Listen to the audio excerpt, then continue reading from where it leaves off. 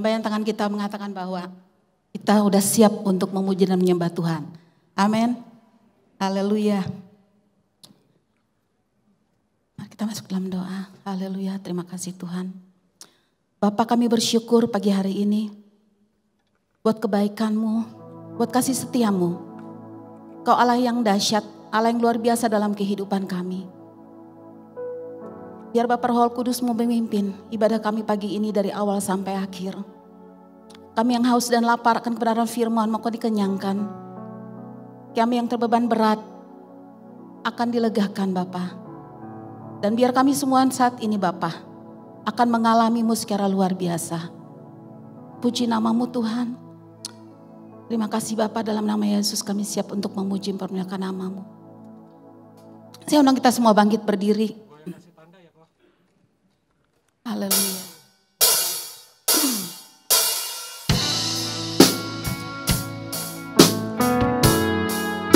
Terima kasih Bapa.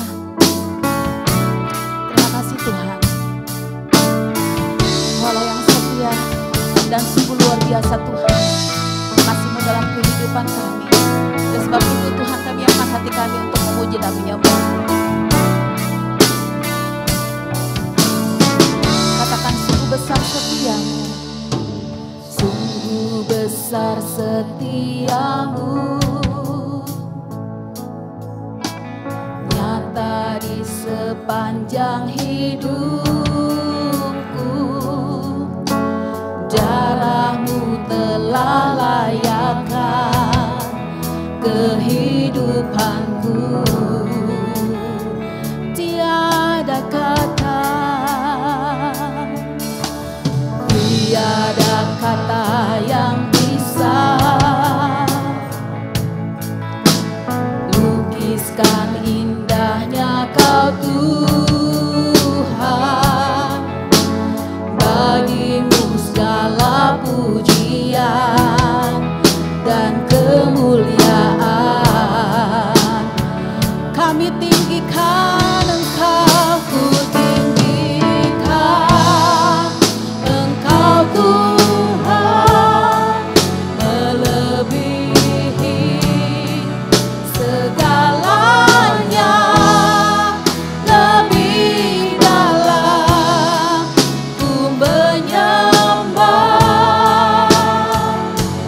dalam roh dan kebenaran tinggikan, ku tinggikan Engkau Tuhan, melebihi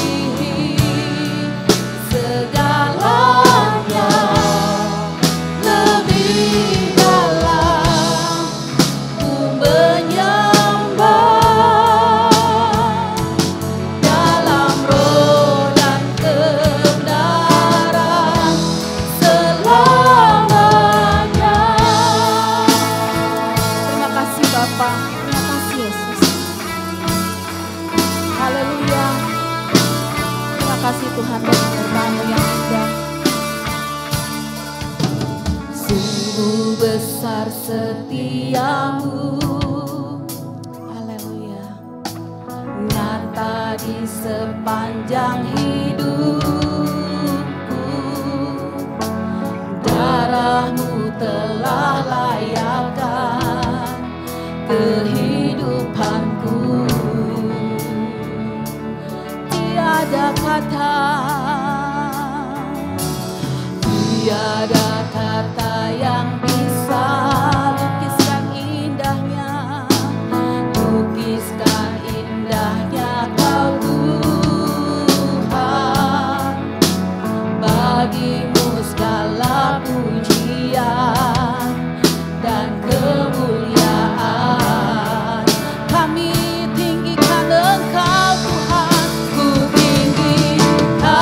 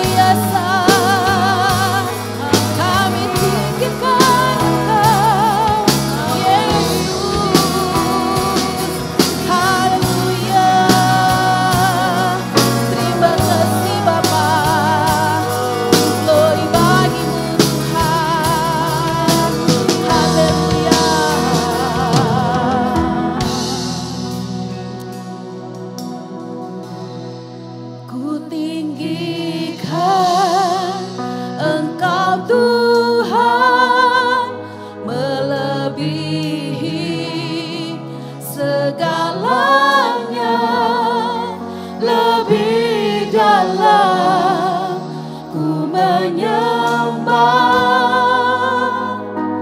dalam roh dan kebenaran ku tinggikan. Kami banggakan dengan kami tinggikan Engkau Tuhan. Melebihi segalanya, lebih dalam ku menyembah, dalam roh dan kebenaran selamanya, dalam roh dan kebenaran, dalam roh dan kebenaran selamanya. Haleluya. Dalam roh dan kebenaran selamanya. Haleluya. Terima kasih Tuhan. Amin. Terima kasih Bapak. Kami siap memuji-Mu dengan penuh sukacita. Haleluya. Amin. Kita tetap berdiri. Saya lihat semua wajah penuh sukacita. Kita siap untuk memuji Tuhan. Allah sumber kuat kita. Karena tiada yang lain di bumi ini selain Dia. Amin. Haleluya. Mari kita sambil bertepuk tangan.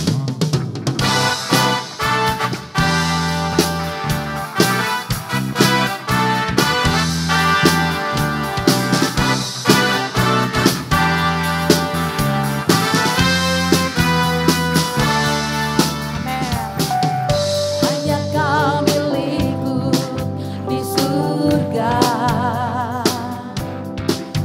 tiada yang ku ingini di bumi, hanya Kau. Amin. Kan ku andalkan kekuatanku, namun yang pasti Kau tetap selamanya. Katakan Allah sumber kuatku, Allah sumber kuatku, Allah sumber kuatku dan bagianku sama. Allah sumber kuatku, Allah sumber kuatku, Allah sumber kuatku dan bagianku selamanya, selamanya. Haleluya. Allah sumber kuatku, karena hanya Kau milik kami Tuhan.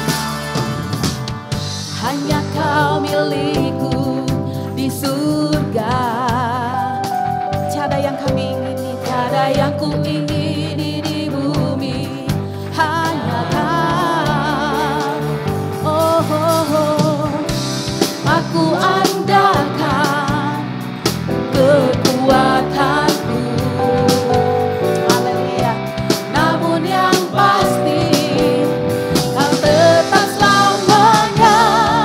Allah sumber, haleluya, kuatku, Allah sumber kuatku, Allah sumber kuatku dan bagianku sama. Allah sumber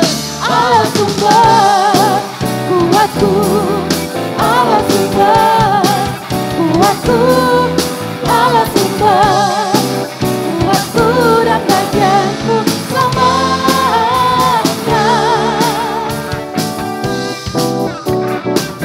Haleluya. Allah sumber kuat kita.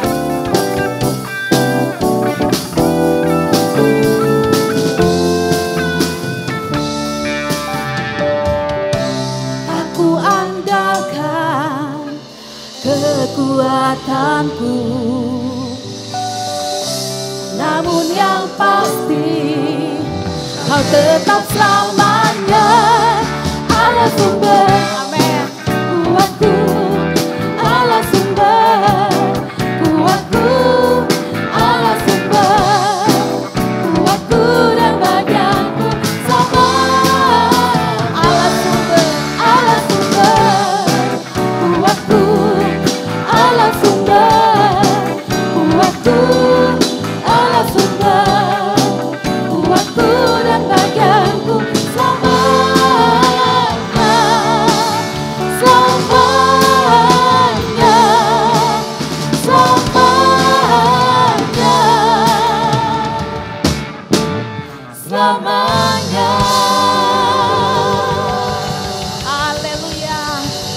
Masih kuat berdiri? Haleluya. Kita mau tetap memuji Tuhan. Bahwa Allah kita, dialah dasar yang teguh satu-satunya dalam kehidupan kita.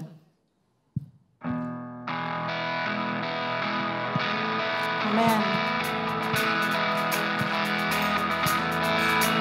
Yesus, Kau dasar yang teguh, ambanku bersamamu.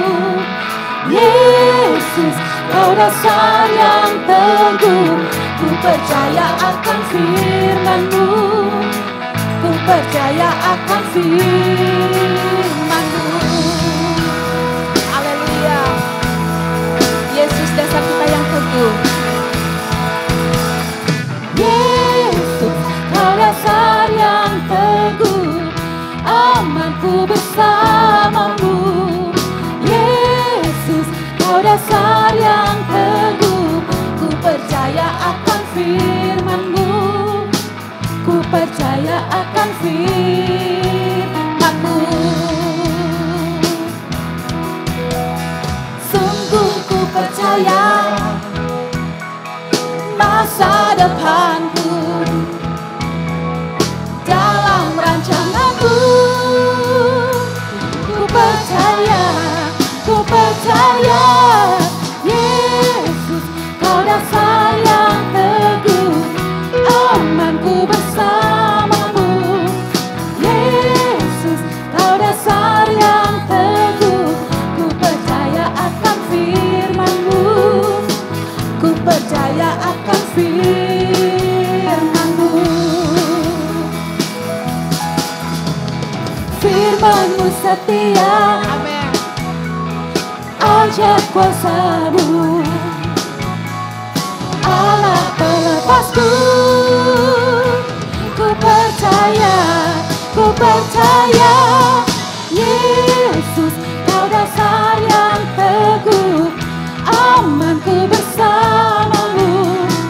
Yesus, Kau dasar yang teguh, ku percaya akan firman-Mu, ku percaya akan firman-Mu. Yesus, Kau dasar yang teguh, amanku bersamamu. Yesus, Kau dasar yang teguh, ku percaya akan firman-Mu, ku percaya akan firman-Mu. Yesus, Kau dasar yang teguh. Yesus, Kau dasar yang teguh, amanku bersamamu. Yesus, Kau dasar yang teguh, ku percaya akan firman-Mu, ku percaya akan firman-Mu. Kau dasar yang teguh, gunung batu penyelamatku. Kau dasar yang teguh. Haleluya. Allah kita adalah Allah yang dasar yang teguh. Silakan duduk. Puji Tuhan. Haleluya. Allah kita dasar yang teguh. Oleh sebab kita tidak perlu khawatir. Karena Roh Tuhan yang hidup juga ada atas kita. Kita mau menyiapkan dan pikiran kita untuk kita menyiapkan, mendengarkan firman Tuhan yang menjadi isi hati Tuhan. Haleluya. Terima kasih Bapa. Saatnya Tuhan kami mau duduk diam. Kami percaya ada hal indah yang Engkau mau bagikan bagi kami, isi hati-Mu melalui hamba-Mu. Biarlah kami mau setia mendengarkan, tetapi juga setia untuk menjadi pelaku-pelaku firman-Mu Tuhan. Amin. Roh-Mu yang hidup penuhiku, mengalir dalamku. Jiwaku tenang bersamamu dalam naungan-Mu.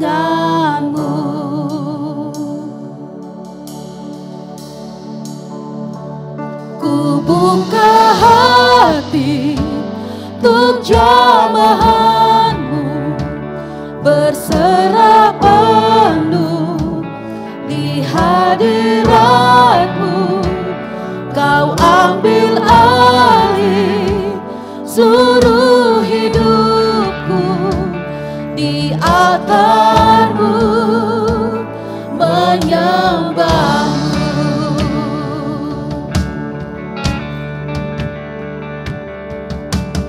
Roh-Mu yang kudus, pulihkanku.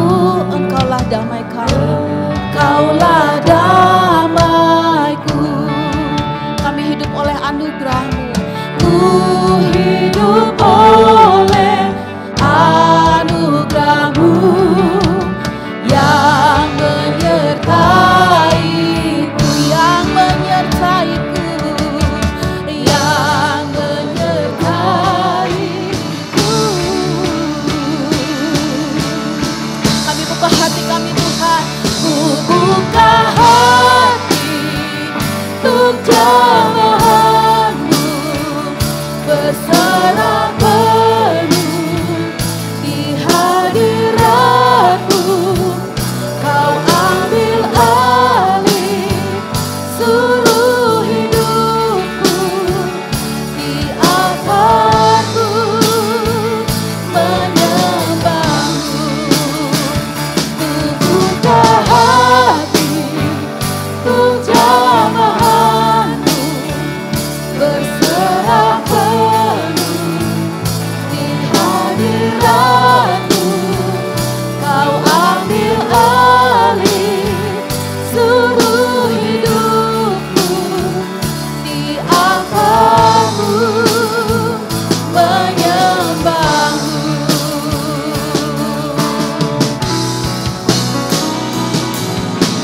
Roh-Mu yang kudus, pulihkanku. Saya undang kita semua bangkit berdiri. Engkaulah damaiku.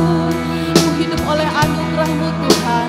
Ku hidup oleh anugerah-Mu yang menyertai-Ku.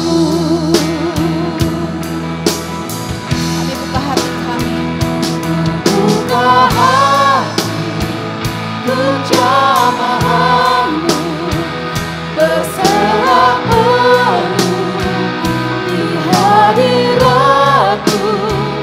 Kau ambil alih seluruh hidupku, di altar-Mu menyembah-Mu. Ku buka hatiku, buka hati untuk jamahan-Mu berserah penuh di hadirat-Mu.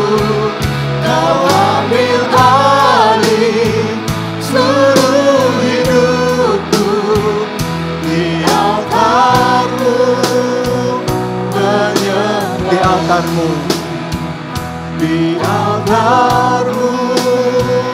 Sekali lagi katakan di altar-Mu ya Tuhan. Di altar-Mu menyembah-Mu. Haleluya.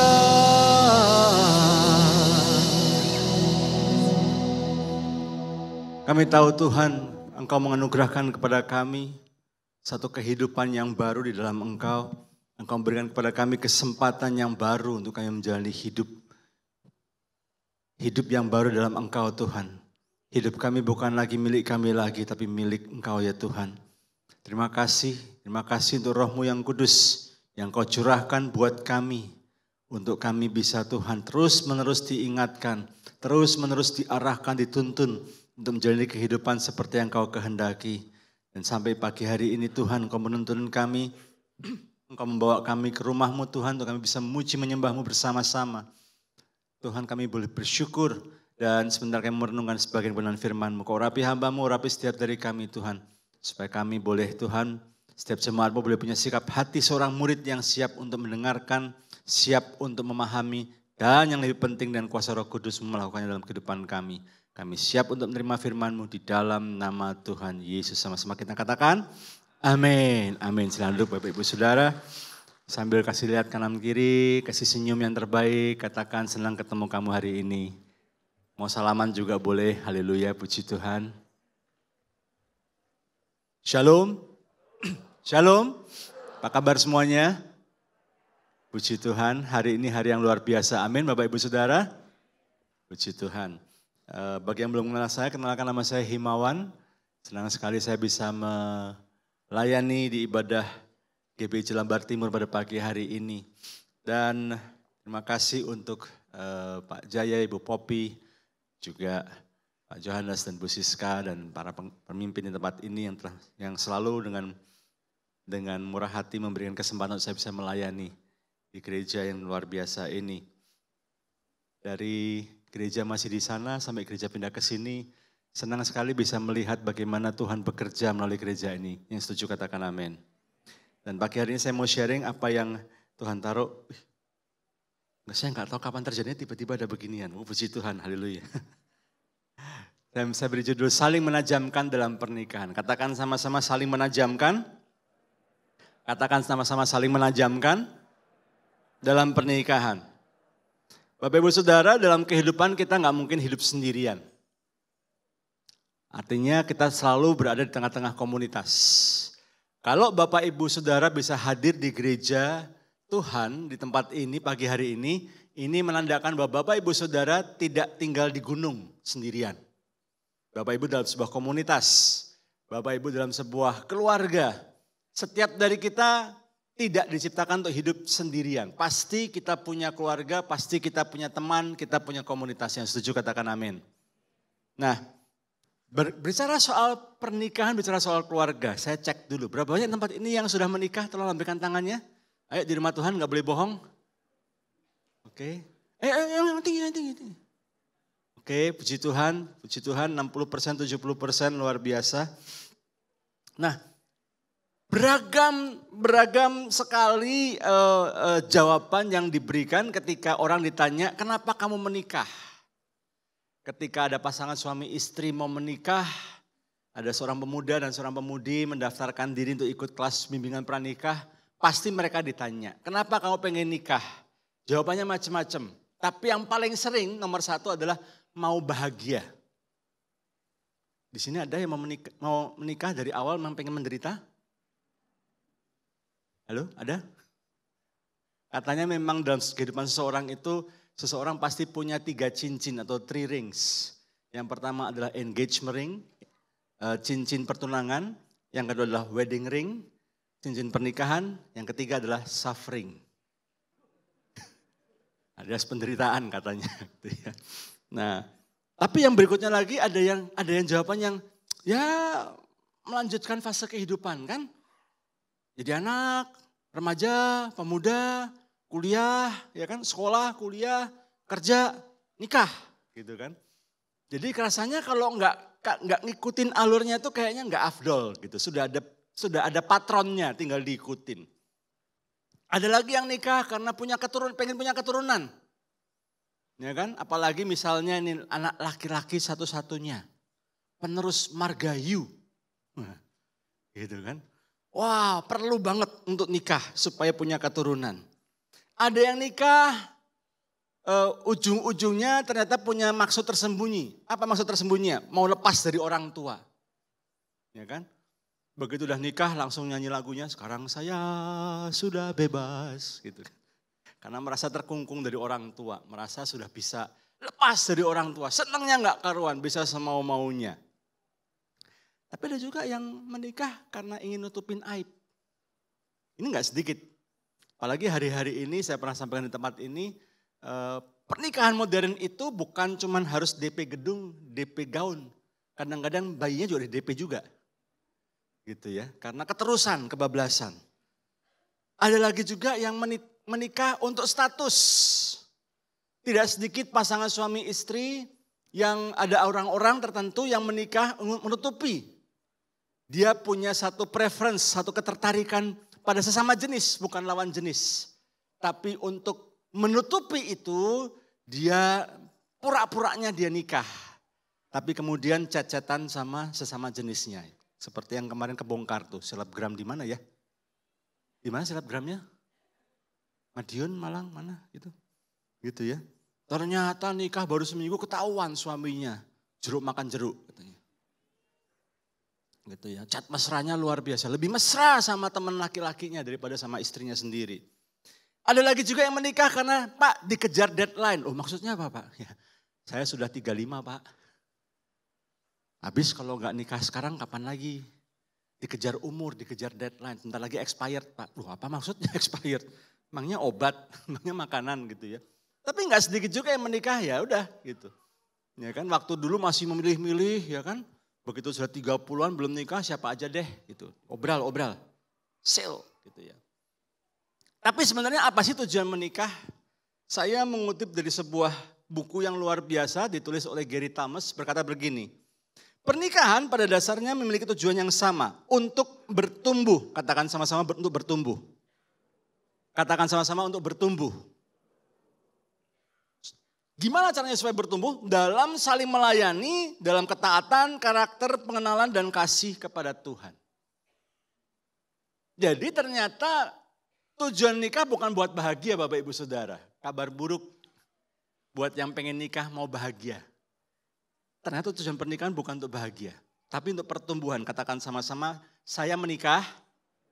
Katakan sama-sama, saya menikah untuk saya semakin bertumbuh ke segala arah kepada Kristus. Cara bertumbuhnya gimana? Dengan saling melayani, dengan mentaati firman Tuhan, menjalani proses supaya karakternya menjadi semakin serupa dengan Kristus, semakin mengenal Tuhan dan semakin mengasihi Tuhan. Itu tujuan pernikahan. Lebih dari sekedar membuat bahagia, kata Gary Thomas yang nulis buku Secret Marriage ini, Tuhan merancang pernikahan untuk mengkuduskan. Bapak Ibu Saudara masih ingat saya pernah sampaikan di gereja tempat ini bagaimana ada 3 proses kekristenan yang harus kita alami sepanjang kita hidup di dunia ini. Yang pertama adalah justification, ketika kita terima Tuhan Yesus, hidup kita diperbaharui, kita dibenarkan bukan karena perbuatan kita, bukan karena amal kita, bukan karena persembahan kita, tetapi karena iman kita kepada Kristus. Yang setuju katakan amin. Tapi setelah proses justifikasi kita dibenarkan, kita langsung masuk dalam proses berikutnya yaitu sanctification, pengkudusan. Di mana karakter kita ini dipurify, dimurnikan, diproses supaya semakin serupa dengan Kristus. Karena itulah tujuan kehidupan kita yang sesungguhnya. Menjadi semakin serupa dengan Kristus. Menjadi seperti Kristus. Ini salah satu poin penting yang Paulus sering ingatkan kepada semua jemaat-jemaat Tuhan di berbagai kota, di berbagai tempat. Di mana Paulus mengabarkan Injil, di mana Paulus mendirikan gereja, di mana Paulus menempatkan murid-muridnya menjadi pemimpin gereja pada zaman itu. Tujuan hidup kekristenan adalah menjadi semakin serupa dengan Kristus. Tujuan hidup kekristenan bukan menjadi supaya kaya, bukan menjadi supaya diberkati berlimpah-limpah, supaya bisa pamer dan flexing. Bukan itu tujuannya, tetapi tujuannya adalah semakin serupa dengan Kristus. Nah prosesnya sanctification, pengkudusan. Pola pikir yang salah, sikap hati yang salah, kebiasaan yang salah, dimurnikan, diberesin supaya semakin serupa dengan Kristus. Dikalibrasi ulang. Karena sebelum kenal Tuhan Yesus, kita menyimpang. Standar kita beda dengan standarnya Tuhan. Ego kita yang muncul, daging kita yang kuat, dan kita jadi ngikutin maunya kita. Atau kita ngikutin maunya dunia, konsepnya dunia. Ini yang Tuhan gak mau. Tuhan mau kalau kau mau jadi anak Tuhan, karena pada akhirnya Tuhan mau setiap dari orang yang percaya kepadanya akan reuni dengan Tuhan lagi di Yerusalem yang baru. Yang setuju katakan amin. Tapi untuk sampai ke sana nggak cukup pakai iman saja. Itu langkah pertama. Tapi setelah itu harus ikut proses sanctification. Harus terus-menerus diproses. Ini yang paling nggak enak, tapi ini harus dilalui. Supaya setelah kita melalui proses sanctification ini, baru kita bisa mengikuti proses yang ketiga, yaitu glorification, dimuliakan. Ketika nanti tiba waktunya, saudara dan saya reuni dengan Tuhan lagi, Yerusalem yang baru yang setuju katakan amin. Jadi inilah proses kehidupan kita. Nah termasuk dalam pernikahan gak luput dari proses ini. Ketika kita berkomunitas, ketika kita bergereja, ketika kita menikah, ketika kita berkomunitas dengan teman-teman, baik itu teman-teman, baik yang kuliah ya teman-teman kuliah, yang sekolah teman-teman sekolah, kalau yang paling tidak di masyarakat umum ya teman-teman mungkin di tetangga dan segala macamnya. Itu semua Tuhan izinkan, Tuhan tempatkan untuk mengasah kita. Memproses kita, mempurifikasi, memurnikan kita. Supaya kita menjadi semakin serupa dengan Kristus. Ada 3 prinsip utama yang harus terjadi di dalam pernikahan. Yang pertama pernikahan itu adalah menggenapi rencana Tuhan. Katakan sama-sama menggenapi rencana Tuhan yaitu kesatuan. 1, 2, 3.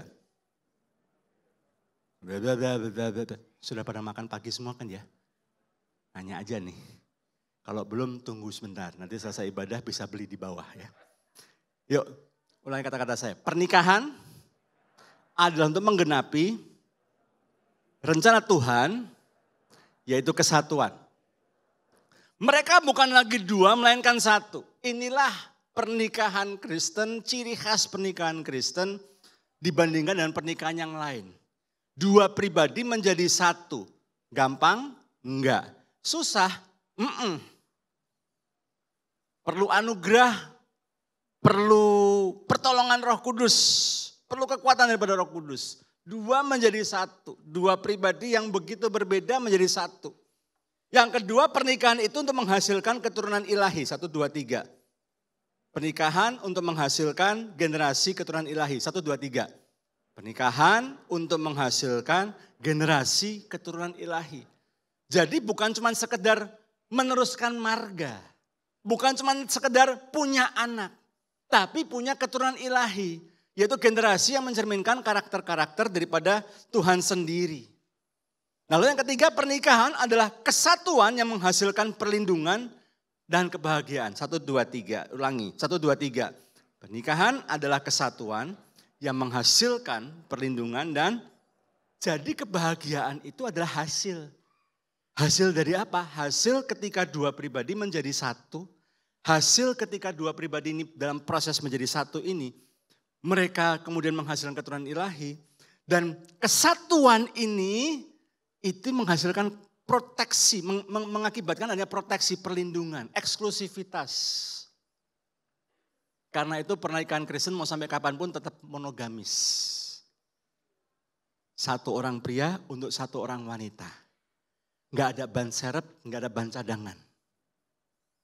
Enggak ada baterai cadangan, enggak ada.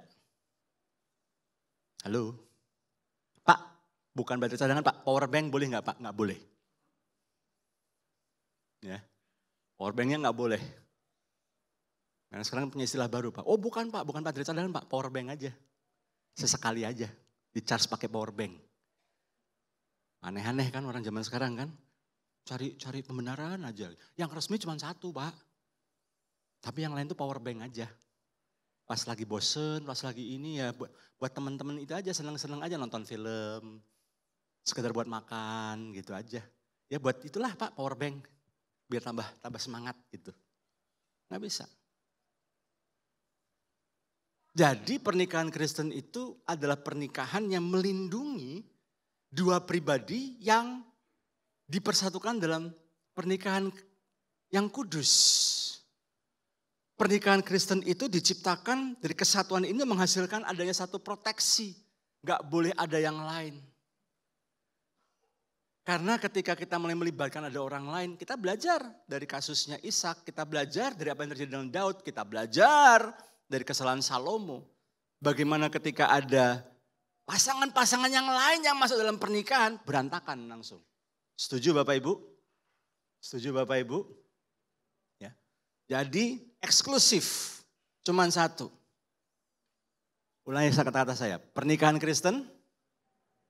Ulangi kata-kata saya, pernikahan Kristen adalah pernikahan yang eksklusif. 1 orang suami untuk 1 orang istri. Haleluya. Kok dari kata-katanya banyak yang lemah ya ngomongnya ya. Sehingga sama halnya dalam kehidupan kita berkomunitas, bergereja, sama hal dalam kehidupan kita bertetangga, dalam komunitas kita bergereja, dalam komunitas kita berorganisasi, pasti ada sebuah proses. Yang ini namanya prosesnya, besi menajamkan besi. Orang menajamkan sesamanya.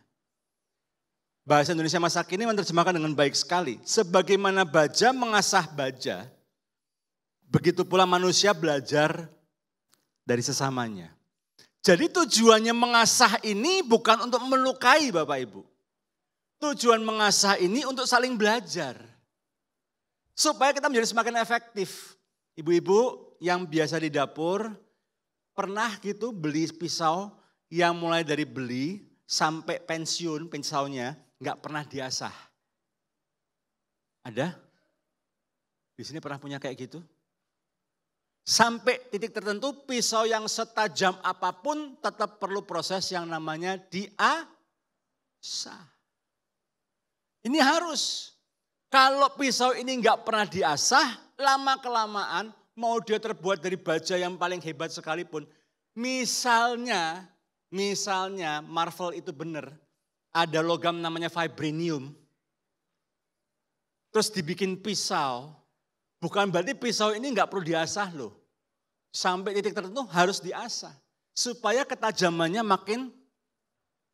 tetap terjaga. Kalau pisau ini tajam, maka dia bisa dipakai dengan efektif. Kalau pisau udah nggak tajam lagi, diapain? Udah diasah berkali-kali tetap aja nggak tajam. Buat motong apa aja nggak bisa. Motong plastik aja nggak bisa.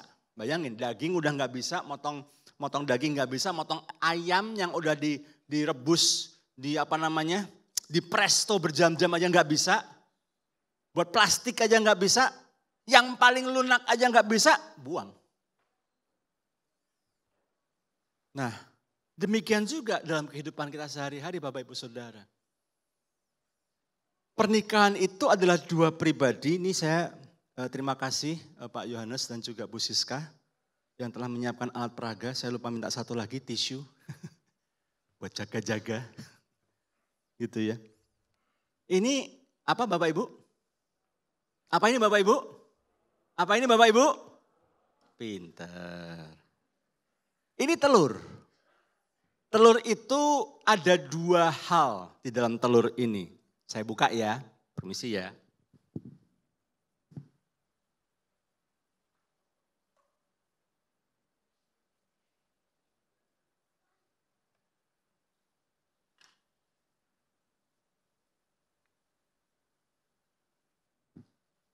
Dari caranya mecah telur kayaknya biasa bikin telur dadar. Iya yang benar.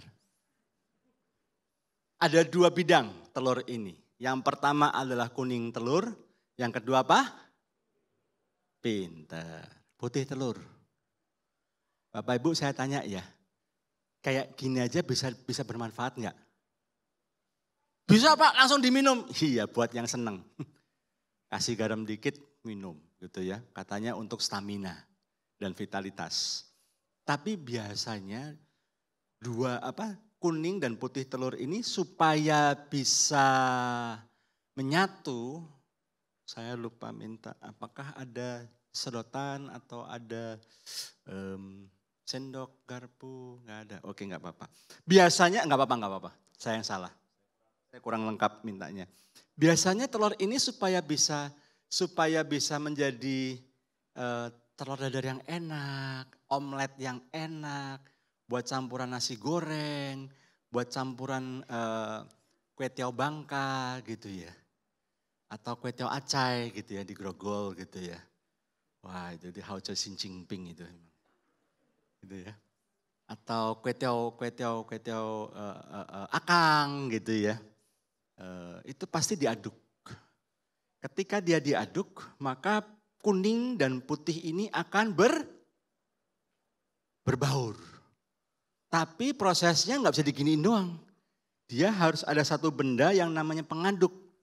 Diputer yang keras supaya bisa menjadi satu. Itulah proses dalam pernikahan. Dua pribadi menjadi satu, lalu diaduk, di-stir up. Kuningnya harus menjadi ambyar. Kalau kuningnya nggak bisa ambyar, nggak bisa luruh untuk kemudian menyatu dengan si putih telur, maka telurnya paling banter cuma jadi telur rebus atau telur mata sapi. Nggak bisa buat campuran kue tiaw, nggak bisa buat campuran yang lain. Nggak bisa dibikin omelet. Karena kalau omelet, kuning sama putihnya harus menjadi satu. Ketika kuning dan putih bisa menyatu, maka telur ini bisa digunakan untuk banyak macam masakan. Kegunaannya menjadi semakin beragam. Ketika pria dan wanita dipersatukan dalam pernikahan, diaduk melalui proses-proses kehidupan, saling menajamkan, maka mereka menyatu, mix. Dan ketika mereka mix, pasangan suami istri yang luar biasa yang menyatu ini akan bisa menjadi berkat yang lebih besar dan lebih luas lagi. Yang setuju katakan amin. Yang setuju katakan amin. Dan inilah sesungguhnya Bapak Ibu Saudara satu aspek yang satu aspek yang sering dilupakan oleh banyak orang, yaitu aspek saling menajamkan. Proses untuk menyatu ini, kalau telur kan diaduk ya, itu seperti proses saling menajamkan di proses. Kuningnya harus ambyar. Kalau kuningnya kekeh gak mau ambyar, tetap misah diri seperti ini, paling banter cuma bisa jadi apa? Ya diminum mentah-mentah atau telur ceplok. Cuma dua itu aja kegunaannya. Tapi begitu dia diaduk menjadi satu, tiba-tiba bisa dipakai untuk banyak hal. Setuju Bapak Ibu? Mau bikin kue, mau bikin apa lagi? Banyak makanan lah. Telurnya harus diaduk dulu. Supaya bisa nyatu. Begitu nyatu bisa dipakai buat macam-macam. Lebih banyak lagi variasinya. Demikian juga kehidupan kita. Melalui pernikahan ini, seorang pria dan seorang wanita perlu ngeblend. Gak bisa yang satu, aku tetap jadi kuning telur aja. Pokoknya aku ya gini. Mau gini gak mau ya udah. Nasibmu. Dulu kok mau sama aku. Gitu. Pokoknya aku gini. Langsung buka warung Jepang. Isaku iki. Bisanya saya ini doang. Saya itu memang begini. Gitu. Gak bisa. Kita perlu di blend. Katakan sama-sama. Kita perlu di blend. Yang duduknya persis sebelahan sama pasangannya bilang satu sama lain. Kita perlu di blend. Ya. Kadang ngeblendnya cukup pakai sedotan.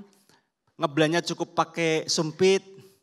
Tapi kadang-kadang ngeblendnya juga harus pakai blender. Gitu. Tapi bagaimanapun caranya kita perlu menyatu. Nah proses saling menajamkan ini. Yang sering kali terjadi dalam kehidupan kita. Bukan untuk saling melukai. Tapi untuk saling belajar. Untuk saling mengkoreksi. Untuk saling menumbuhkan. Ulangi kata-kata saya. Dalam pernikahan.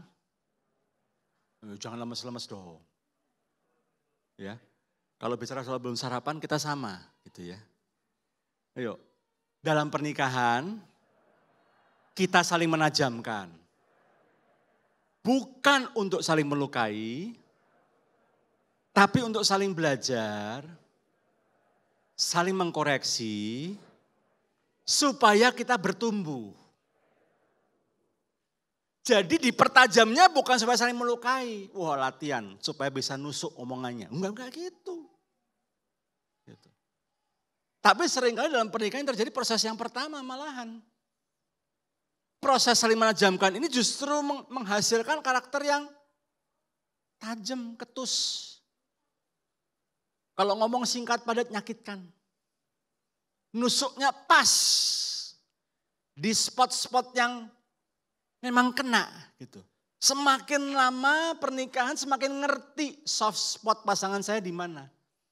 Semakin lama menikah semakin ngerti kelemahan pasangan saya di mana, titik sensitif pasangan saya di mana. Pokoknya kalau saya kesel dia mulai merepet, saya langsung singgung aja soal ini. Des, langsung dia diem. Itu saklar switch off-nya di situ tuh. Cek, langsung dia mati, diam. Pokoknya langsung saya ngomong soal ini aja, ping, gitu. Langsung, diam. Wow, efektif. Enggak. Diam terluka. Itu Anda sedang sepertinya menyelesaikan sebuah masalah, merepetnya berhenti. Tapi Anda sedang buka masalah baru. Karena yang terluka ini ya nyimpen. Oh gitu, ya sudah simpen dulu. Sekarang waktumu, tunggu waktuku. Enggak apa-apa, ini leg pertama kamu yang menang. Tunggu, masih ada second leg.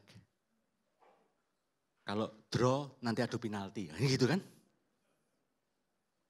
Dalam hal apa saja dalam pernikahan kita saling menajamkan. Yang pertama adalah dalam hal karakter. Karena pernikahan ini dua pribadi yang sudah terbentuk 20 tahun lebih. Kebiasaannya udah terbentuk, minatnya udah kebangun, wataknya udah kebentuk, karakternya udah kebentuk. Jadi pernikahan ini dilakukan oleh dua pribadi yang memang tidak akan benar-benar sama, apalagi benar-benar cocok. Halo? Jadi kalau ada pasangan suami istri, calon pasangan suami istri datang, ya, ke Pak Hadi atau ke Pak Yohanes gitu ya, kami mau nikah, kenapa? Kami udah saling cocok, kami 1000% cocok. Doa dulu deh. Halo? Kami udah 1000% cocok Pak, persis plak. Ya sayang ya, iya. Suruh doa lagi. Karena di seluruh dunia ini gak ada pasangan yang benar-benar dari awal belum nikah aja udah 1000% cocok. Berarti belum ketemu aja yang gak cocoknya. Halo, berarti kenalannya belum lama. Suruh tunda lagi, tunggu lagi. Kalau sudah mulai realistis, nah udah siap. Tapi kalau masih dibungkus dengan drakor, kena pengaruh drakor, ya soalnya kayak Lee Min Ho. Oh, dia kayak Songki. Bu, siapa? Itulah. Korea susah-susah ya namanya. Song Hye Kyo. Bener ya? Gitulah kira-kira lah. Gitu. Dia kayak si itu. Wah, ya udah masih drakor minded. Ntar dulu deh. Dibangunin dulu dari mimpinya. Karena untuk menikah harus masuk realita. Jadi Bapak Ibu Saudara, hal yang biasa. Karena itu langkah pertama untuk bisa menjalani proses saling menajamkan dalam pernikahan harus ini dulu. Yuk baca ayat ini yuk, 2, 3. Sebab itu terimalah satu akan yang lain sama seperti Kristus juga telah menerima kita untuk kemuliaan Allah. Bapak Ibu yang suami istri yang duduknya sebelahan coba saling melihat. Saling melihat. Ya, terima nasib ya Bapak Ibu ya. Ya udah gitu. Diterima artinya itu pilihanmu, itu keputusanmu. Ya, buat yang suami-suami kau sudah putuskan untuk mengambil dia sebagai istrimu, yang istri-istri kau sudah putuskan untuk menerima dia. Ya. Dan ini one time offer, one time decision, sekali keputusannya, enggak bisa di-cancel, enggak bisa diretur. Ya. Ini limited edition only. Jadi ya udah diterima. Dengan segala kelebihannya, dengan segala kerapuhannya dan kekurangannya. Untuk kemuliaan Allah. Jadi dalam pernikahan gesekan pasti akan terjadi. Yang setuju katakan amin. Pasangan itu Tuhan tempatkan untuk menajamkan kita. Pasangan kita itu seperti alat untuk menajamkan pisau. Suami menajamkan istri, istri menajamkan suami. Orang tua menajamkan anak, anak menajamkan orang tua. Supaya karakter Kristus semakin nyata dalam hidup kita. Yang setuju katakan amin. Dan percayalah bahwa pasanganmu itu adalah yang terbaik dari Tuhan untuk Anda. Halo? Pasangan nikahmu saat ini Itu memang terbaik buat Anda. Bapak Ibu Saudara, saya dan istri saya November ini kami akan anniversary yang ke-25. Kalau ditanya apakah pernikahan kami mulus banget, kami berdua dengan jujur akan menjawab, enggak. Betul ya Yang ya? Ya. Ada masa-masa, ada waktu-waktu saya kesel. Kenapa gue dulu nikah sama dia ya? Mengesalkan sekali. Tapi ada lebih banyak kesempatan. Nah ini, lebih banyak kesempatan. Di mana saya bersyukur. Pantesan kok waktu itu udah pasti banget saya nikah sama dia. Jadi waktu almarhum papi saya sama mami saya masih hidup sampai sekarang. Itu nanya, udah kamu pikir ya Him ya? Udah, mantap. Nggak akan mundur, nggak akan mundur. Wis ini paling pas dah buat aku dah. Kadang-kadang sampai sekarang dia suka tanya sama saya, kamu kok yakin banget waktu itu mau nikah sama aku? Ya nggak tahu. Tapi pokoknya waktu itu saya renungkan, saya doakan, saya dapat sejumlah konfirmasi, memang ini yang Tuhan tempatkan menjadi istri saya. Makanya selama 25 tahun, nggak sempurna, pasti nggak sempurna. Ada ups-nya, ya, downs-nya sering juga. Tapi bukan berarti ini pernikahan yang nggak benar atau bukan pasangan yang sebenarnya. Justru saya mengerti kenapa saya harus menikahi dia. Karena memang saya butuh orang seperti dia. Ada masa-masa di mana saya sangat bersyukur. Untung saya nikah sama dia, bukan sama yang lain. Kadang-kadang kami suka bercanda. Kalau pas lagi kesel-keselan, ya bercandaan gitu terus mulai kesel gitu ya. Gimana? Kesel? Ya nih nyesel nikah sama aku. Iya sih tapi udah tanjur 3 anaknya gimana ya? Gitu ya. Ya itu bercanda. Tapi kami sadar bahwa di dalam ketidaksempurnaan kami saling melengkapi. Dan kalau saya melihat ke belakang 25 tahun perjalanan pernikahan kami, saya bisa melihat ada jejak-jejak Tuhan di sana. Bagaimana karakter saya, Bapak Ibu Saudara lihat saat ini beda dengan saya waktu pertama kali ketemu dia. Bahkan tahun 2003, 4-5 tahun kami menikah, karakter saya masih banyak diemnya. Saya tuh kalau nggak ditoel, nggak ngomong. Saya sering sampaikan, saya bisa tuh terbang 12 jam, 10 jam, 16 jam, 18 jam, gak omongan sama sebelah saya, tahan saya. Serius. Bisa diam gak omongan sama siapa-siapa. Tahan saya. Saya tahan kok, bisa kok. Ya, dulu pulang belum nikah ya, pulang masuk kamar, udah gak ngapa-ngapain.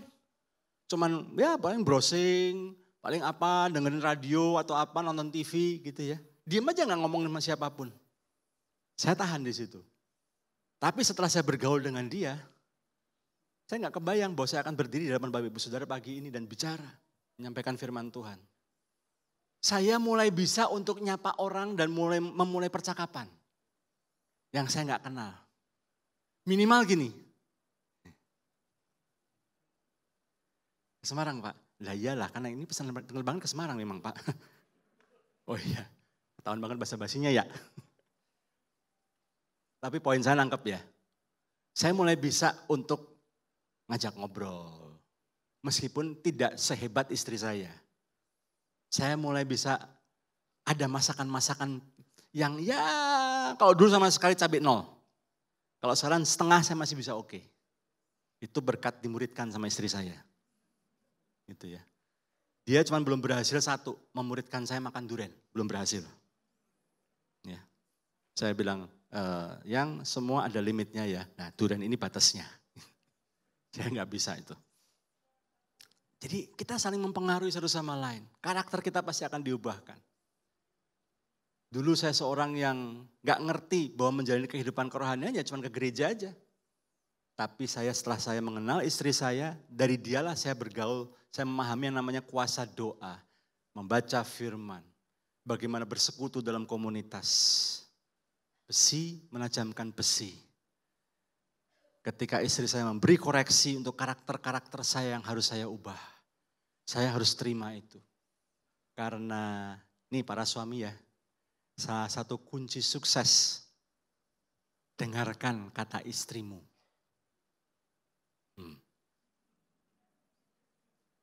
Nggak usah muluk-muluk mau dengar suara Tuhan. Nggak usah muluk-muluk mau dengar suara Tuhan. Dengar kata istrimu dulu. Karena istri kita, pasangan kita, buat istri juga begitu ya, dengerin kata suamimu. Karena seringkali masukan dari pasangan kita, itu masukan yang paling jujur. Nggak enak, cara ngomongnya mungkin nggak enak, tapi itu jujur. Sementara masukan dari yang lain bisa jadi cuma lip service. Tapi masukan dari pasangan kita, masukan yang jujur. Kenapa? Karena mereka yang paling tahu. Dia yang paling ngelihat saya bukan cuma ketika di mimbar, dia ngelihat saya. Ketika di tempat tidur, ketika di rumah sehari-hari. Jadi dia paling ngerti saya. Jadi kalau dia ngasih masukan tentang karakter saya mesti dengar. Meskipun omongannya nggak enak, meskipun ada suaranya nggak enak, tapi saya mesti terima. Saya belajar untuk memilah-milah. Di balik misalnya kata-kata yang gak enak itu, oh maksudnya ini sebetulnya. Nah ini yang penting. Dah kulitnya buang, ini yang penting nih. Ini yang saya pegang. Kita mesti siap untuk menerima masukan. Karena kalau kita gak mau terima masukan, kita gak akan bertumbuh. Yang setuju katakan amin. Kalau saya habis khotbah, wah terima kasih Pak Him diberkati, terima kasih Pak Him diberkati. Saya masuk mobil dalam perjalanan pulang. Gimana menurut kamu khotbah? Biasa, kamu kelamaan di awal tadi. Oke. Terus kamu tadi mestinya gini-gini, oh ya. Masukan dari dialah membuat saya tetap menginjak bumi. Bapak Ibu Saudara. Dalam pernikahan kita mesti belajar untuk mendengar masukan dari pasangan. Istri saya juga demikian. Harus siap untuk mendengar masukan dari suami. Koreksi yang tulus, koreksi yang jujur. Adalah koreksi yang kita perlukan untuk kita menjadi pribadi yang lebih baik lagi. Yang setuju katakan amin. Dalam hal apa lagi kita diproses? Dalam hal keuangan. Karena keuangan itu oleh, dari, dan untuk kita. Jadi akunya harus mati nih. Prinsip 2 menjadi 1 tidak hanya ya seperti telur ini harus diaduk supaya menyatu. Prinsip 2 menjadi 1 ini enggak hanya terjadi secara fisik. Tapi juga dalam hal keuangan. Enggak ada lagi uangku, uangmu, tapi uang kita. Ini juga menjadi salah satu problem dalam banyak pernikahan. Bahkan 3 besar alasan perceraian di Indonesia, salah satunya masalah keuangan. Karena itu proses besi menanjamkan besi juga terjadi dalam masalah keuangan. Karena itu perlu kelola keuangan dengan benar. Siapa yang harus pegang Pak, suami atau istri Pak? Rembukan aja. Siapa yang lebih pintar ngendalin uang? Siapa yang lebih bisa menahan diri? Karena masing-masing dari kita, suami atau istri punya kryptonite. Kalau laki biasanya kryptonite-nya kalau udah urusan mobil, urusan motor. Atau masuk ke home appliances, masuk ke Ace Hardware. Tiba-tiba ada kucing begini-gini. Di setiap shelf ya, di setiap rak tuh ada gini-gini. Gitu. Belilah aku, sini, belilah aku. Penting loh. Gitu ya. Jadi harus ada satu orang yang memang punya rem yang pakem. Kalau enggak jebol nanti bendungannya. Olah dengan baik. Buat budget, catat, evaluasi setiap waktunya. Formulanya 10, 20, 70. Saya akan bosan-bosannya mengingatkan ini Bapak Ibu Saudara. 10% adalah persepuluhan, kembalikan punya Tuhan. Enggak usah bingung dengan perdebatan yang ada di medsos. Di TikTok, di Instagram, ada yang bilang perpuluhan udah gak perlu lagi, ada yang bilang perpuluhan ini, nah. Ikut yang benar, yang setuju katakan amin. Ya, 10% persepuluhan buat Tuhan, kembalikan. 20% saving, 70% itu adalah expense, pengeluaran kita. Lebih bagus lagi kalau bisa ditahan lagi. Maksudnya apa Pak? Expense-nya 60% aja. Nah terus yang 10% dikurangin masuk mana Pak? Masuk saving. Masuk tabungan. Kalau ada tambahan gaji, ada tambahan income, berarti savingnya harus ditambah. Ya. Kalau savingmu, tabunganmu sudah 3 kali, nilainya 3 kali dari pengeluaranmu tiap bulan, mulai investasi. Investasi yang benar. Ya. Gaya hidupnya prioritas. Ini must have atau nice to have. Ini memang harus punya atau bagus juga kalau punya. Setelah kamu bilang ini harus punya, oke. Setelah ini harus punya, harus yang merek ini atau boleh merek lain? Nah, kalau beli handphone haruskah Samsung, haruskah iPhone, atau boleh merek yang dia sendiri juga nggak tahu siapa dia. Makanya dia nanya, Oppo.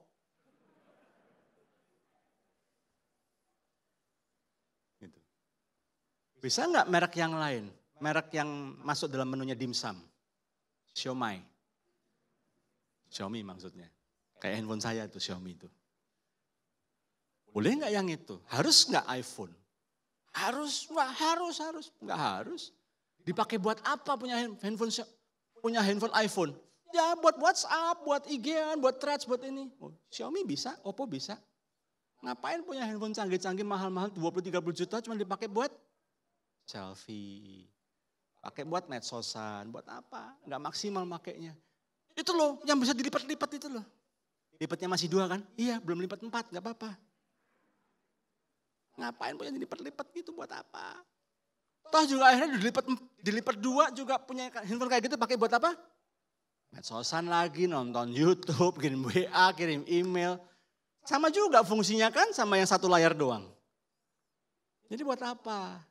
Mendingan eksesnya, kelebihan nilainya dipakai untuk hal yang lain. Yang setuju katakan? Gaya hidupnya low profile, high profit. Sederhana saja tampilannya. Tapi diam-diam punya ruko di sini.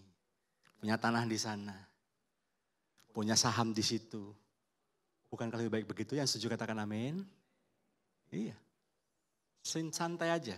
Nggak perlu punya tas Hermes, LV. Memang kalau pakai tas kayak gitu terus jadi beda, kita nggak ngambang dikit jalannya kan enggak kan? Ya kan? Dapat tas yang bermerek terus langsung, dari mana Ci? Dari pasar tadi. Itu pasarnya sebelah sana itu loh, sambil tasnya diginiin, tasnya dibawa gini kan. Tasnya sebelah sana itu loh. Tadi saya dari sana, macet banget loh, dari sana loh gitu. Ya ngapain? Lebay. Ya. Toh juga pakai tas, pakai jam, pakai handphone yang bermerek mahal dan segala macamnya. Mungkin orang impress, orang tertarik, orang kayaknya wah keren ya, wih high class, waduh masuk barisan elit nih, wah. Tapi kok coba kalau ada masalah, apakah mereka nolongin Anda? Enggak, mereka balik badan. Halo, jadi buat apa? Kita nggak perlu mendapatkan perhatian orang lain, yang perlu kita mendapatkan perhatian dari Tuhan. Ya, nggak perlu dapat pengakuan dari orang lain, dapat pengakuan dari Tuhan. Yang ketiga prosesnya adalah komunikasi. Seperti darah bagi tubuh, begitu juga komunikasi bagi pernikahan. Nah, faktor komunikasi ini memang penting, tapi juga komunikasi sering jadi masalah. Dan komunikasi dalam keluarga, dalam komunitas, dalam organisasi, dimanapun. Ini adalah sebuah tempat atau sebuah media, sarana di mana kita saling menajamkan satu sama lain. Nah, komunikasi seperti apa yang perlu kita miliki dalam sebuah keluarga adalah komunikasi berdasarkan kasih agape. Artinya ketika kita mendasarkan komunikasi kita dengan kasih agape, maka yang pertama kita akan dimampukan mendengarkan, katakan sama-sama mendengarkan. Tuhan itu mendengarkan. Tuhan mendengarkan doa-doa kita. Yesus itu ketika ada di dunia ini, dia mendengarkan. Malam-malam dia mau tidur, dia capek, Nikodemus datang, dia dengarkan, dia layani. Siang-siang panas terik, dia haus, dia lapar, tapi ada perempuan Samaria mau konseling, dia layani, dia dengarkan. Jawaban-jawaban dari perempuan ini, Yesus bisa tahu permasalahan sebenarnya apa yang dihadapi perempuan ini. Dia dengarkan. Dia enggak hakimi. Ketika diperhadapkan ke Yesus, seorang wanita pezina, Yesus berkata pada perempuan ini, aku pun tidak akan menghakimi engkau. Aku pun tidak akan menghukum engkau. Pergi, jangan berbuat dosa lagi. Bapak Ibu Saudara, jangan marahnya dikencengin. Karena amarah itu gak mengerjakan sesuatu yang benar di hadapan Tuhan. Yang setuju katakan amin. Jangan izinkan emosi itu menguasai dirimu. Kita dilatih untuk sabar. Katakan sama-sama sabar. Sabar. Tepuk-tepuk kanan kirimu bilang sabar ya. Yang suami istri bilang satu sama lain, sama gue lebih sabar ya. Sabar. Gitu. Belajar untuk mendengarkan. Hai suami-suami, belajar mendengarkan. Ya, orang tua dengerin anak. Jangan anak lagi cerita, papi mami tadi sekolah, nggak lihat mami lagi sibuk nih. Sibuk apa mami? Sibuk nih loh ngejar flash sale. Dengerin anakmu. Karena kau mendengarkan anakmu, kau ngerti pergumulan dia apa. Kau ngerti karakter dia seperti apa. Kau ngerti maunya dia apa. Sehingga kau bisa jawab. Suami-suami juga demikian. Dengarkan istrimu. Kadang istri nggak butuh solusi. Tapi istri butuh dengarkan. Nah kelemahannya kita para suami, para pria. Kadang-kadang kebiasaan di kantor kebawa-bawa. Kalau di kantor itu kan orang datang tanya, Pak ini gini, ini langsung kasih solusi. Betul ya?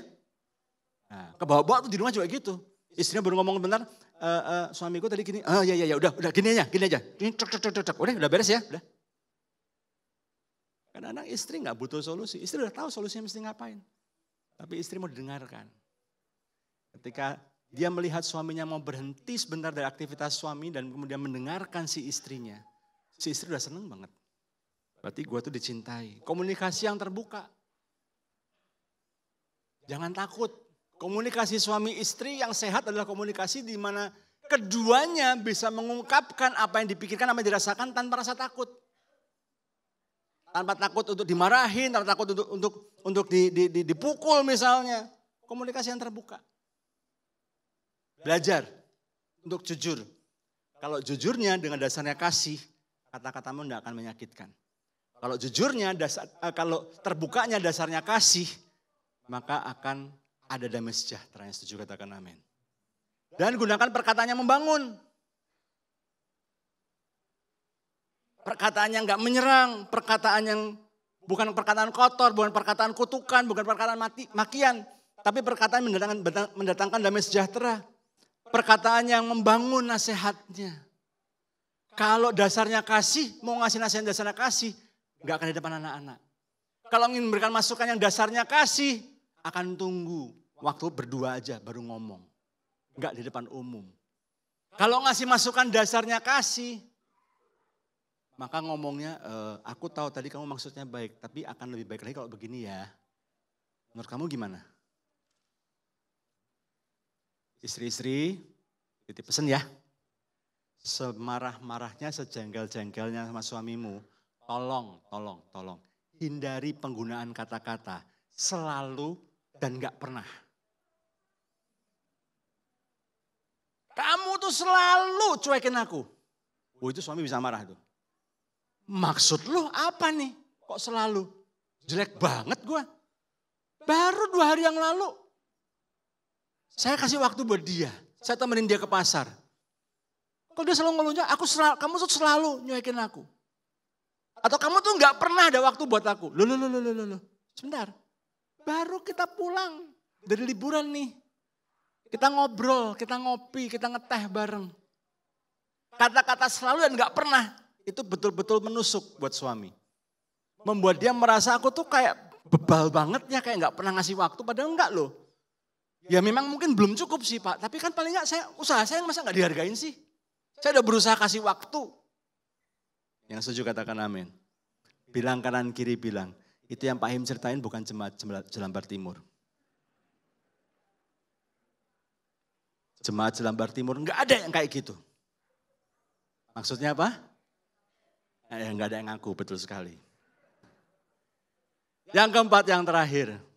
Nah begitu yang terakhir, puji Tuhan. Jadikan Tuhan sebagai pusat dan firman-Nya sebagai dasar nikah. Mau menajamkan dasarnya apa? Mau mengkoreksi dasarnya apa? Mau memberikan masukan dasarnya apa? Dasarnya bukan ego kita, dasarnya bukan pengetahuan kita, dasarnya bukan pengalaman kita. Dasarnya adalah firman Tuhan. Kalau kau mengasah, dasarnya firman Tuhan. Ingin mengkoreksi, dasarnya apa? Firman Tuhan. Menghadirkan Tuhan sebagai pusat artinya apa? Artinya benar-benar pasangan ini bangun fondasi pernikahannya berdasarkan ajaran-ajaran Tuhan. Prinsipnya prinsip firman Tuhan. Dan bukan hanya itu saja, tapi mereka juga berdoa bersama. Menyerahkan pernikahan mereka kepada Tuhan. Mereka bersepakat bersehati. Mengangkat masalah-masalah pergumulan kepada Tuhan. Berdoa bersama. Saling mendoakan satu sama lain dengan kata-kata yang memberkati. Bukan kata-kata yang menusuk. Jadi jangan gini kalau doa ya. Tuhan Yesus tolonglah nih kau. Jamah ini hati, aku punya istri ini. Supaya dia ini enggak boros pakai uangnya Tuhan. Loh ini mau doa apa ngajak berantem? Apa ngelaporin kesalahan pasangan ke Tuhan? Nanti gantian istrinya, begitu gantian istrinya. Tuhan, kau ketuklah pintu hati suamiku ini. Supaya dia enggak nonton bola terus. Aku ini jablay Tuhan. Loh, ngapa aku jadi gini?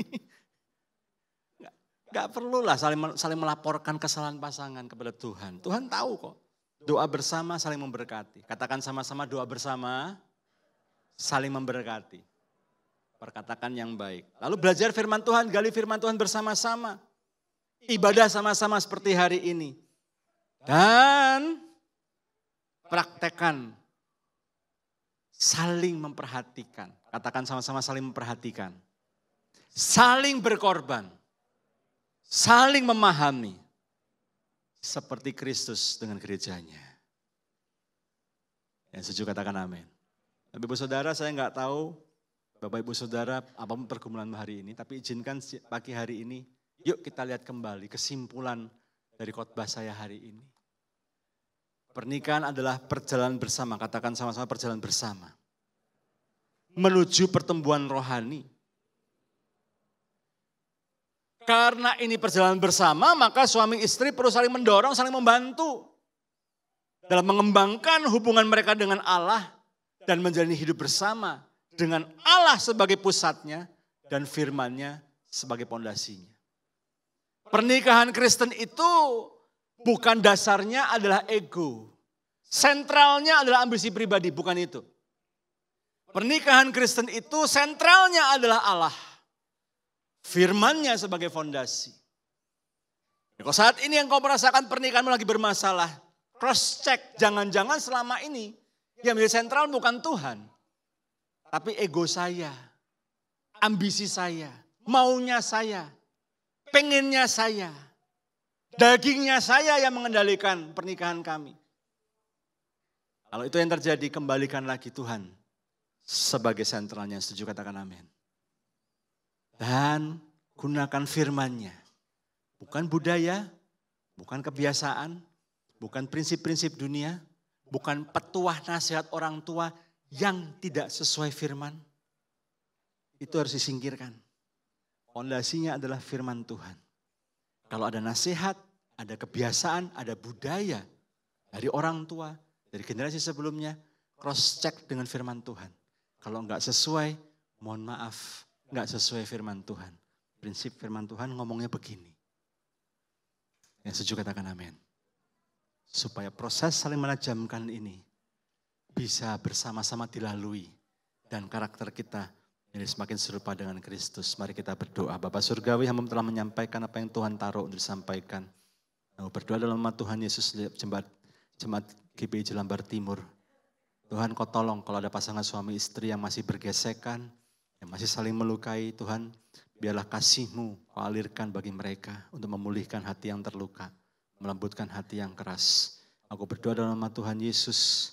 Tuhan, tolong setiap jemaat-jemaat Tuhan yang sudah menikah khususnya, untuk mereka boleh memahami bahwa segala gesekan-gesekan yang Tuhan izinkan terjadi adalah sebuah proses untuk menumbuhkan mereka. Adalah sebuah proses untuk mengingatkan mereka. Mungkin selama ini bukan Kristus sebagai sentral. Mungkin selama ini bukan firman Tuhan sebagai pondasi.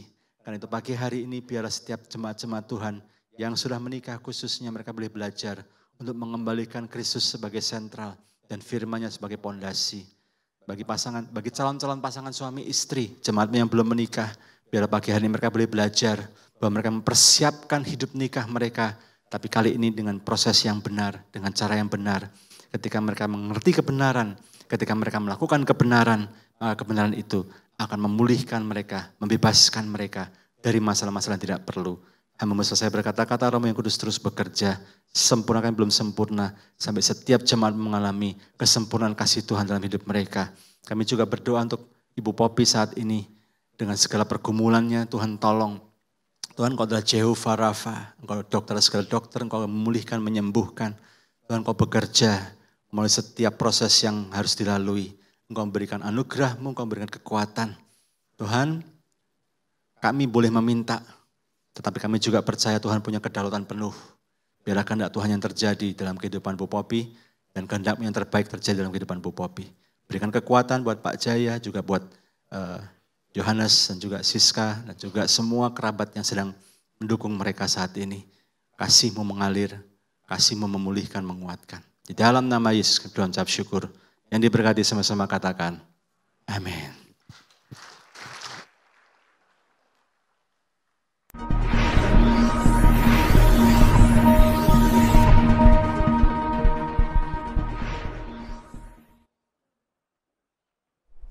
Shalom Jemaat GBI Jelambar Timur, biarlah setiap kita boleh terus saling mengasihi, saling melengkapi, dan saling menajamkan untuk membangun satu kesatuan tubuh Kristus. Berikut ini adalah informasi penting untuk sepanjang minggu ini. Siang ini pukul 12 siang di Gedung 52 Lantai 2, Teen Sunday Service akan membahas tentang God's Name dan dilayani oleh Ko Agus. Di hari Rabu 19 Juli 2023, ibadah WBI ditiadakan.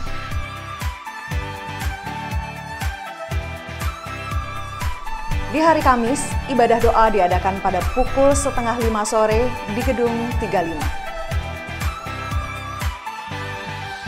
Sabtu 22 Juli 2023, Youth Community akan diadakan di Gedung 52 Lantai 2 pada pukul 6 sore.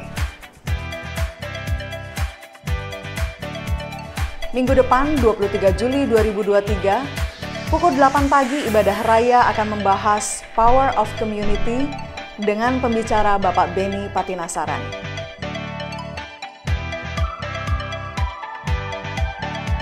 Dilanjutkan pada pukul 10 pagi, ibadah sekolah minggu akan membahas tentang pertolongan Tuhan diadakan di Gedung 52 Lantai 2. Dan pada pukul 12 siang, Teen Sunday Service akan dilayani oleh Ko Daniel dengan tema The Good, The Bad, and The Ugly. Dan di bulan Juli, komunitas pasangan suami istri mengundang para pasangan suami istri untuk bergabung di dalam Temu Kompas pada tanggal 26 Juli 2023 yang diadakan secara online melalui Zoom yang akan membahas tentang Being Enough dan akan dilayani oleh Bapak Andreas Nawawi. Demikian informasi penting untuk sepanjang minggu ini. Tetaplah bersemangat dan terus menjadi terang dimanapun saudara berada. Tuhan Yesus memberkati. Kita sudah dikenyangkan oleh firman Tuhan, diberkati pada pagi hari ini. Semuanya diberkati, amin. Saling menajamkan dalam pernikahan. Kami ucapkan terima kasih banyak kepada Bapak Himawan Diraja beserta Ibu yang hadir. Tuhan memberkati Bapak dalam keluarga dan juga pelayanan. Terima kasih, Tuhan berkati. Kemudian sebentar kita akan berikan kobaran persembahan. Sebelum kita memberikan persembahan, saya juga menyambut bagi Bapak Ibu yang baru pertama kali hadir, ada di atas atau di bawah. Selamat datang di GBI Jelambar Timur dan kami menyambut kembali untuk Bapak Ibu bisa beribadah kembali bersama kami di minggu mendatang. Sesuai dengan jadwal yang tadi tertera di Weekly News. Puji Tuhan, kita akan masuk dalam doa sebelum kita memberikan persembahan kita. Bapa, kami sudah diberkati Tuhan melalui firman-Mu pada pagi hari ini. Kami dipulihkan kembali, kami dikuatkan kembali dan diingatkan untuk kami senantiasa Bapa sesuai dengan kebenaran firman-Mu dalam kami menjalani hari-hari kami. Terima kasih Tuhan, terima kasih kami juga sudah diberkati dalam kehidupan kami Bapa. Hari lepas hari dan tiba saatnya saat ini kami Tuhan mau memberikan korban syukur kami. Dan Tuhan biarlah semua kami yang ada saat ini Bapak kami mau memberkati untuk pekerjaan Tuhan di tempat ini. Kami mau memberi dengan penuh sukacita dan ucapan syukur. Di dalam nama Tuhan Yesus Kristus kami sudah berdoa, kami mengucap syukur dan siap memberikan persembahan kami. Haleluya. Amin.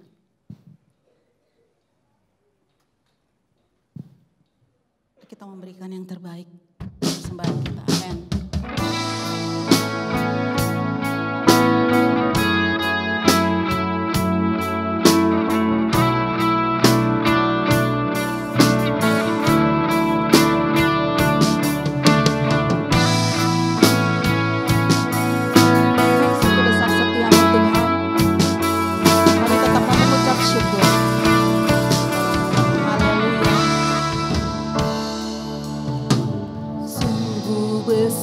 Setiamu nyata di sepanjang hidupku, nyata di sepanjang hidupku.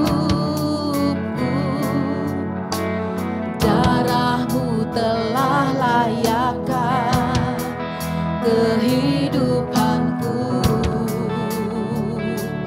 Tiada kata, tiada kata yang lukiskan indahnya Kau Tuhan. Bagimu segala pujian dan kemuliaan. Ku tinggikan Engkau Tuhan.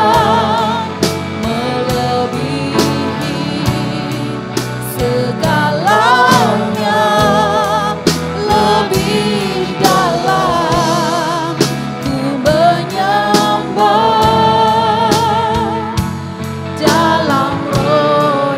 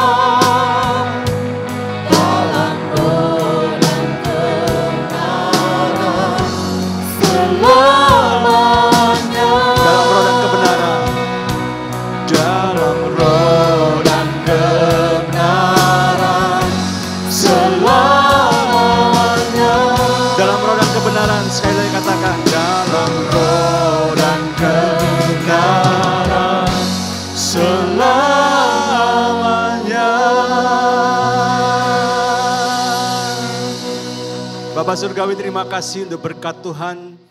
Sepanjang ibadah hari ini kami disegarkan kembali, kami dikuatkan kembali. Dan kembali Tuhan kami mengangkat tangan kami berdoa Tuhan untuk bangsa negara kami. Hari-hari ini Tuhan yang sedang persiapkan mulai masuki Tuhan tahun politik, pilkada dan pilpres 2024. Tuhan kami enggak tahu Tuhan mana yang tepat, tapi kami tahu Tuhan tahu persis mana calon yang paling tepat untuk memimpin kami. Tuhan, biarlah Tuhan kehendak-Mu yang terjadi Tuhan. Kami berdoa dalam nama Tuhan Yesus. Ada keamanan, ada kedamaian sejahtera Tuhan. Sepanjang masa kampanye Tuhan tidak ada kerusuhan, tidak ada apapun Tuhan.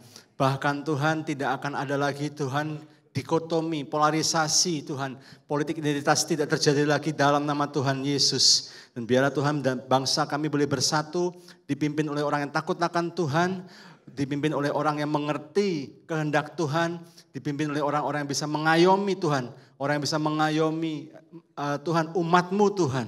Dan mereka juga bisa Tuhan membawa Indonesia menjadi lebih baik lagi. Kami melepaskan berkat buat para pemimpin Tuhan, para dari gubernur, wali kota, sampai para pemimpin daerah-daerah Tuhan. Tuhan juga berikan takut akan Tuhan, supaya setiap pemimpin boleh memimpin daerahnya dan membawa kepada kesejahteraan bagi rakyatnya.